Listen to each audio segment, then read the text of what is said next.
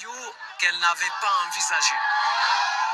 Dambela Bikoué à visage couvert pour des raisons d'éthique et de déontologie et sous bonne escorte, refusant certainement le film qui lui a valu sa popularité ces derniers jours.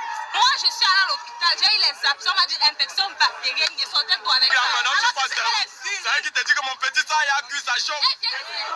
Mais les chefs d'accusation qui pèsent sur cette dernière ont-ils des éléments tangibles? C'est jusqu'en Vengue dans le sud que les éléments de la police camerounaise sont allés creuser. Pour éviter les fuites d'informations, nous avons mis nos collaborateurs en route qui nous ont rassurés qu'ils avaient mis la main sur la concernée.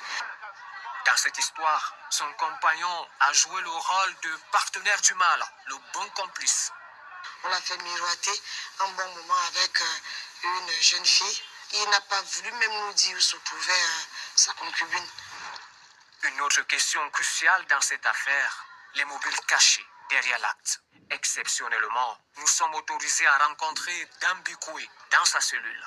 C'est quelque chose que j'ai fait depuis décembre parce que j'étais en colère contre mon mari. Ça n'a rien à y voir avec le commerce. Ce qui est faux, ça dénote d'une habitude.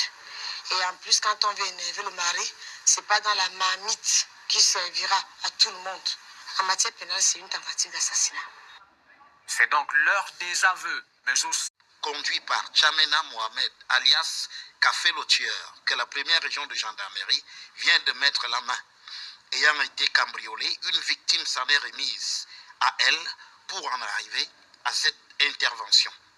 Une chose en entraînant une autre, la gendarmerie s'est finalement retrouvée sur la piste d'un assassinat. Nous avons mené des investigations et nous avons pu mettre un coup de pied dans la nasse des microbes de Yaoundé et avons interpellé un certain nombre de suspects qui étaient aussi recherchés pour l'assassinat du jeune Aben Minkoda qui est décédé en 2024. La mort de la victime était intervenue suite à une bagarre entre elle et ses agresseurs. Sa famille éplorée, qui dit avoir pardonné au tueur de son fils, appelle néanmoins au retour des forces de l'ordre au carrefour Nkwaban. Depuis qu'on a enlevé la gendarmerie en Nkwaban, c'est devenu la bouillabaisse. Il y a les victimes qu'on doit nous remettre la gendarmerie au carrefour.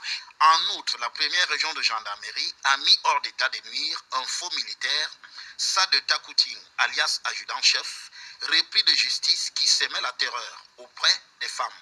Qui attirait ses victimes et réussissait à les neutraliser grâce à un taser avant de pouvoir soit les dépouiller, soit violer certaines. Sur ces deux cas, la première région de gendarmerie donne quelques conseils